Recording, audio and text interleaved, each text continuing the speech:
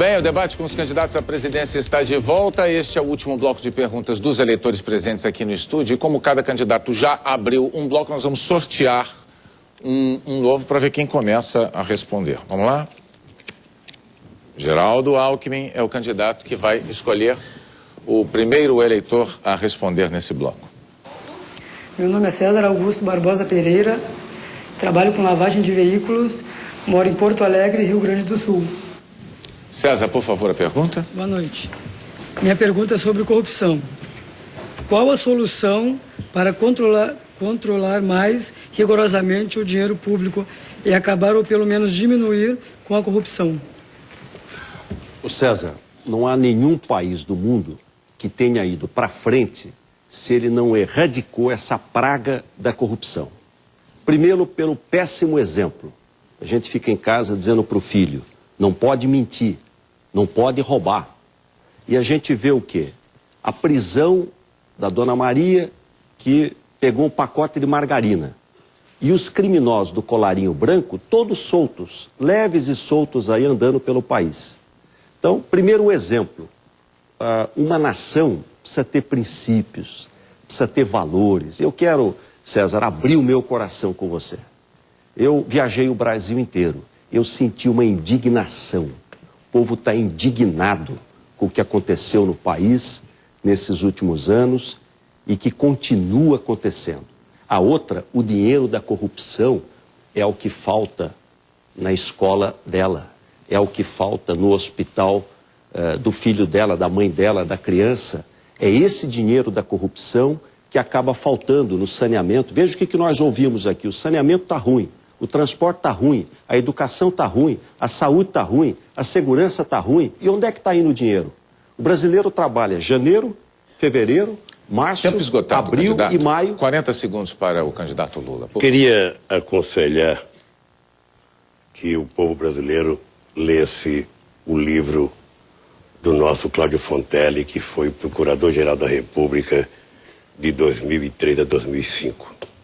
E lesse na página 394 um trecho, em que ele diz textualmente que a corrupção está aparecendo agora porque era um tumor que estava enrustido e na hora que nós metemos a agulha e começamos a espremer, começou a sair o pus. Isso está na página 394 do livro do Cláudio Fontelli, porque nós resolvemos combater a corrupção. Vocês sabem que no nosso governo as coisas não estão jogadas debaixo do tapete. Tempo esgotado, candidato. César, não é verdade, César. E eu quero falar com você que está nos assistindo nesse debate para decidir o futuro do Brasil. Não é verdade. Primeiro, os escândalos não param. Não aprenderam com a crise. Eles não param, são sem fim. O último agora foi no aeroporto de São Paulo. 100 milhões de superfaturamento na colocação do promotor público, do Ministério Público Federal. A segunda questão é que não apuraram nada. Uma CPI saiu por decisão do Supremo Tribunal Federal. A outra contra os votos do PT. Escondem tudo. Esse é o fato. Aliás, nem o dinheiro do dossiê, 45 dias depois, ninguém diz. Não é possível o Brasil continuar assim. Um líder do PT, governador eleito, coordenador da campanha do Lula, dizer o petista pode mentir, tem direito de mentir. Mas que país nós vamos construir com esses exemplos? Exemplo da mentira, esconder as coisas, proteger os companheiros? Não, esse país não é o país que nós queremos construir. O primeiro mandatário, César, tem que dar exemplo. Exemplo. E as coisas começaram dentro do Palácio do Planalto. Não é possível um governante não saber o que passa na sala do lado. O Zé Dirceu trabalhava com ele. O Guxiquem trabalhava com ele. O Valdomiro Diniz trabalhava com ele. O terceiro e quarto andar candidato, do um minuto Palácio. para a réplica do candidato Lula. Quando eu digo que o candidato Alckmin aprendeu, deve ter uma técnica de psicodrama que ele fez, que ele chuta as coisas. Ele chegou no outro debate e levantou essa questão da corrupção no aeroporto de São Paulo. Aconteceu uma denúncia do Ministério Público. A Justiça Federal, em julho deste ano, indeferiu o pedido, negou. Bem, aí o procurador, não contente, registrou. Ele vendo que é corrupção, o Tribunal de Contas nem investigou ainda. Falar o Alckmin é fácil, mas você sabe, quando você deita a cabeça no travesseiro, você sabe que ninguém neste país, ninguém, Ninguém, nem no governo do PSDB, nem em outro momento, fez investigação como nós estamos fazendo. O portal da transparência, que você pode ter acesso quando chegar em casa, tem 419 milhões de informação do governo federal, desde a compra de uma passagem até uma licitação. A Polícia Federal age como jamais agiu em Agora, qualquer momento. um minuto para a réplica do candidato Geraldo Alckmin. César Augusto, é muito triste o que está acontecendo no Brasil. Você pega o mensalão, comprar deputado, está provado, dinheiro na conta, provado, não tem mais o que discutir. Banco Rural, Valério Duto, pega o Banco do Brasil, Visanet, corrupção, Petrobras, GTEC, pega a Caixa Econômica Federal, GDK. A polícia é rápida, o governo foi muito rápido para violar o sigilo do caseiro Francenildo, um jardineiro pobre do Piauí, porque estava prejudicando o Palocci. Aí foi no minuto já violaram. Aliás, a tolerância dele é tão grande com o crime que ele disse que foi uma grosseria com o Francenildo. Mas violação de sigilo não é grosseria, é crime. E os crimes se repetem pela impunidade. A dona Maria, que pegou a margarina, vai presa. Ficou 120 dias na cadeia. Mas o crime do colarinho branco, nada. Absolutamente nada. O que disse o Procurador-Geral da República... Tempo esgotado, candidato. Por favor, candidato Lula, é a sua vez de selecionar um eleitor. Eu sou Marcos de Oliveira, estilista, sou de Salvador, Bahia. Boa noite. Minha pergunta é sobre impostos. Candidato, tenho um ateliê de costura e gostaria muito de legalizá-lo, mas não posso por causa dos impostos. Os microempresários não poderiam ser isentos de impostos para que possam crescer? Você vai ter o prazer de ser beneficiado com isso quando o Congresso Nacional, que tem mais uma votação para fazer, aprovar a Lei Geral da Micro e Pequena e Média Empresa, que está aclopada nela a chamada Lei da Pré-Empresa, em que a gente reduz impostos, simplifica impostos, e falta só uma votação no Congresso Nacional. Ela está lá há algum tempo, demorou um pouco, porque o Congresso é assim mesmo, debate as coisas, mas vai permitir que você e todos quanto queiram abrir uma pequena empresa possa abrir pagando menos impostos. O meu adversário disse que eu aumento impostos. Eu não sei, você precisa acompanhar direito, porque normalmente quando as pessoas não dizem a verdade, tem perna curta. No governo deles, quando eles ganharam o imposto, era 25% ou 26%, foi para 35%. Foi o maior aumento de imposto da história do Brasil. Nós já desoneramos 23 bilhões de impostos, da cesta básica quase todos os produtos, material da construção civil 40 produtos, e vamos continuar desonerando, porque nós achamos que a carga tributária no Brasil é alta, que ela precisa ser desonerada, mas eles poderiam contribuir votando a reforma tributária do Estado que está lá dentro do Congresso Nacional. Falam, mas na hora de votar, Tempo esgotado, não votam. 40 segundos para o candidato Alckmin.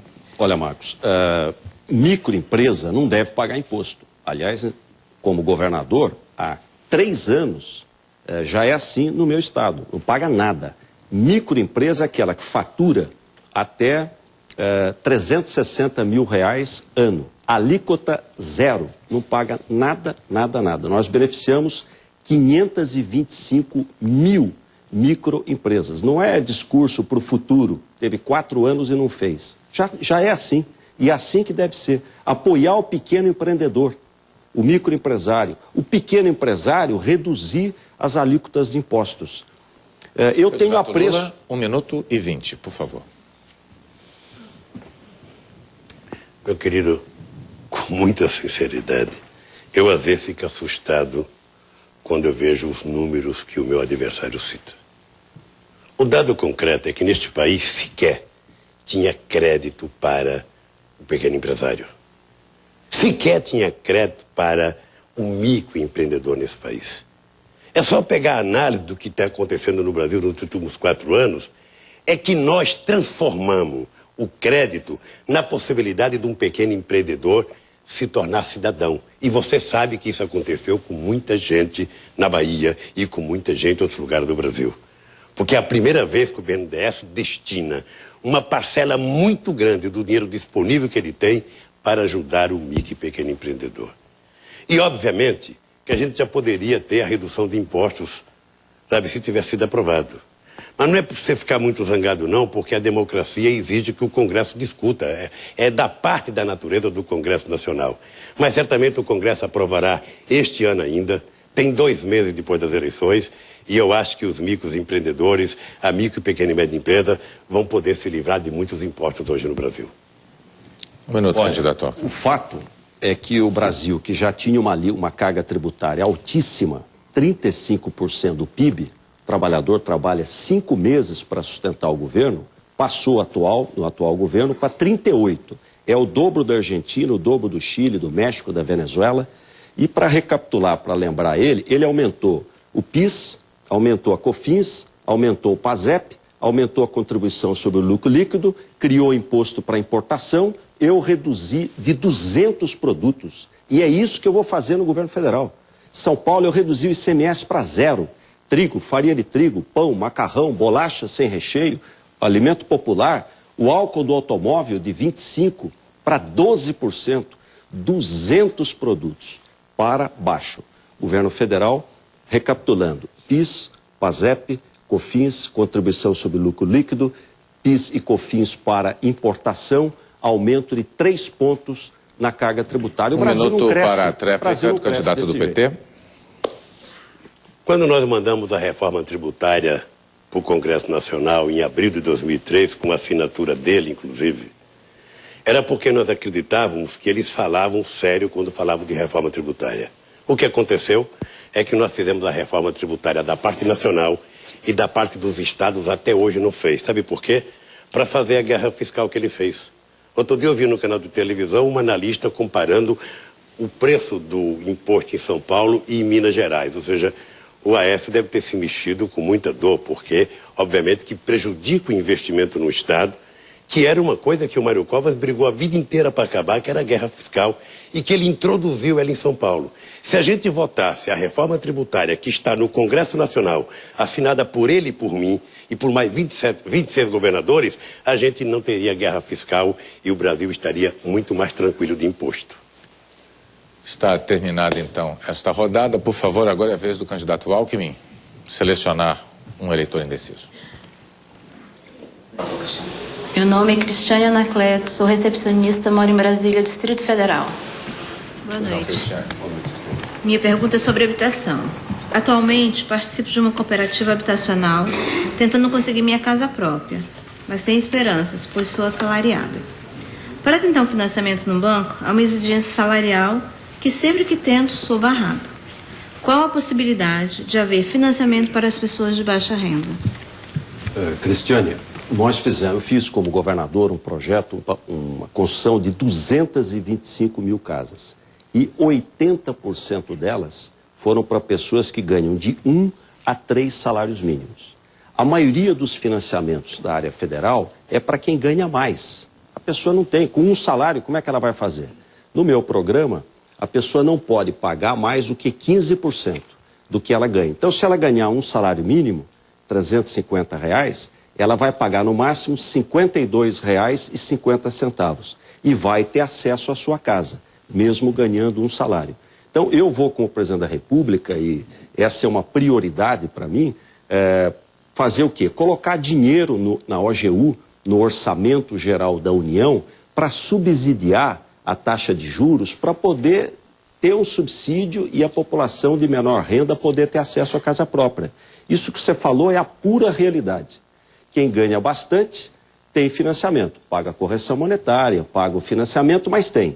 Agora, as pessoas de menor renda, hoje, quem ganha 1, 2 salários mínimos, de cada 10 brasileiros, 8 não tem casa própria. Cada 10 brasileiros, 8 não consegue ter. E fica gastando esse dinheiro do aluguel. Agora o candidato Lula morando tem com 40 segundos. Olha, você deve conhecer que grande parte das casas construídas neste país é financiada pela Caixa Econômica Federal. Grande parte.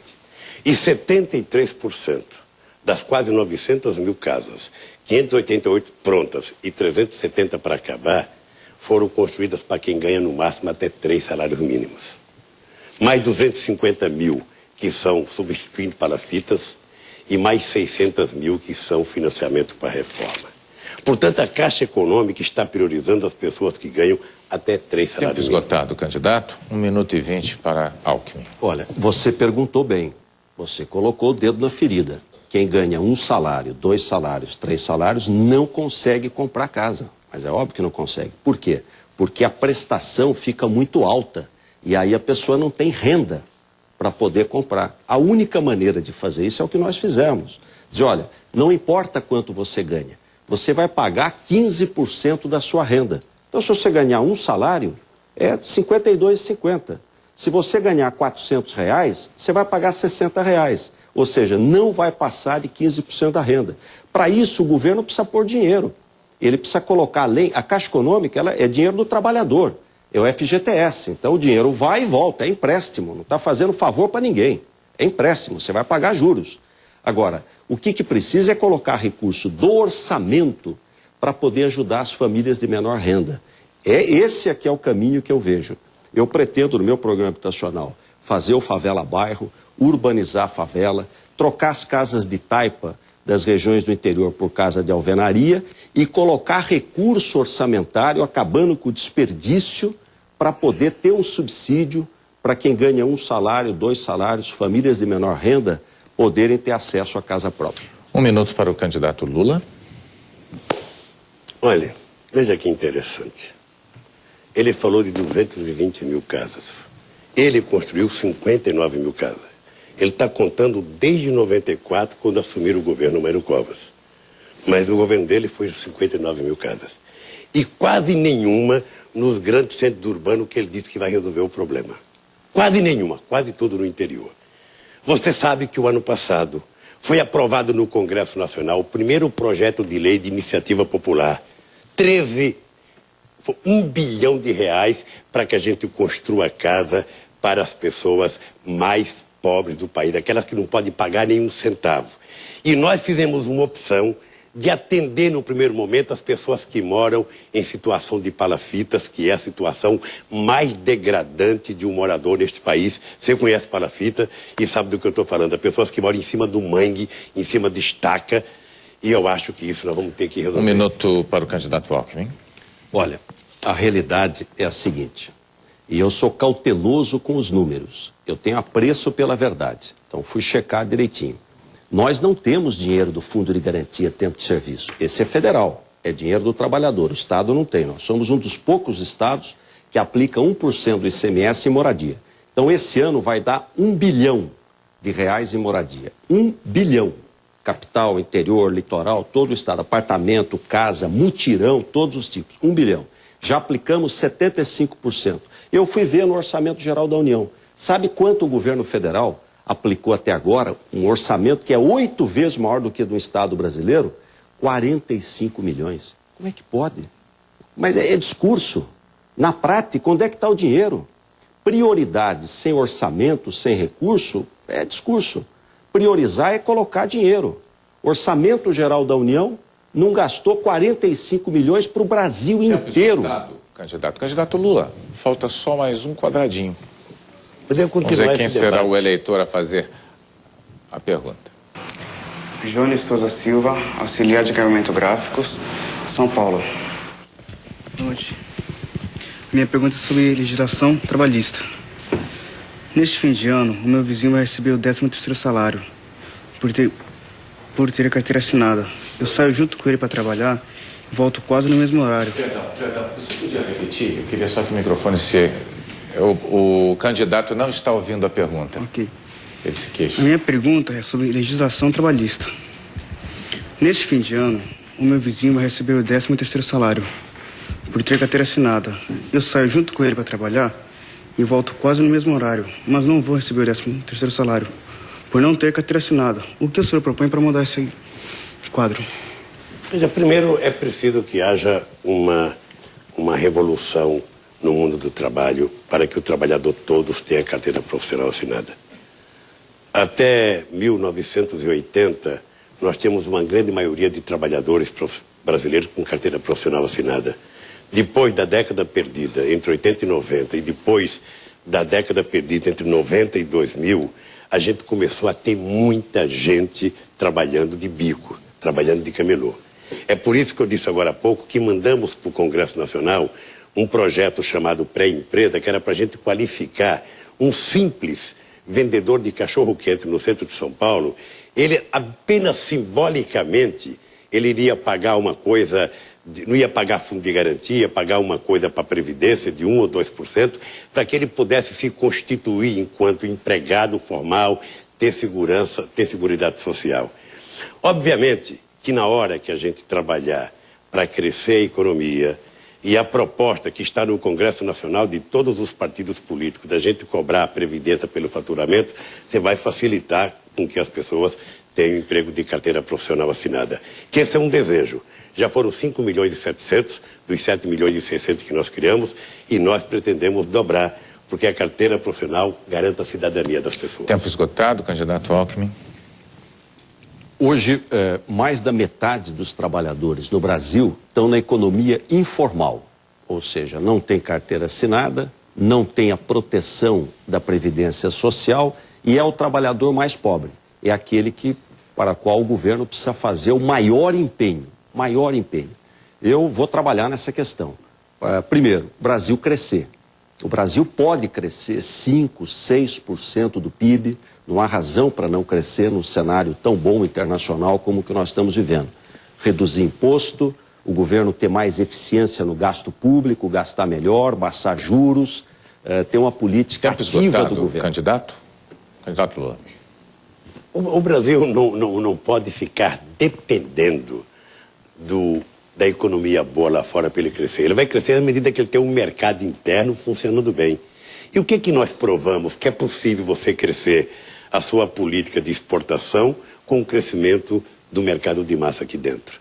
E todo mundo sabe, todos os economistas do PSDB, do PFL, do PT, todos os economistas da Fundação Getúlio Vargas, de qualquer lugar do Brasil, sabem que o país nunca teve o crescimento do consumo como está tendo agora.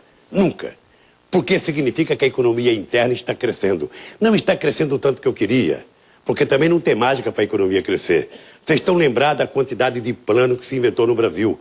Quem é que não está lembrado do monte de plano que anunciava de noite? Plano Bresser, plano Verão, plano Collor, plano não sei das contas. E no dia seguinte o plano desaparecia e a gente ficava com prejuízo.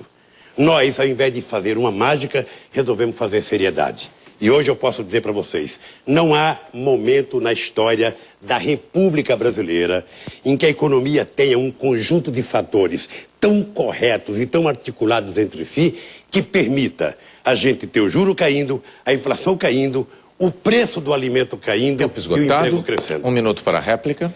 Olha, o plano que deu certo foi o plano real, que estabilizou a moeda. A minha geração, a sua geração, não sabia o que era moeda estável.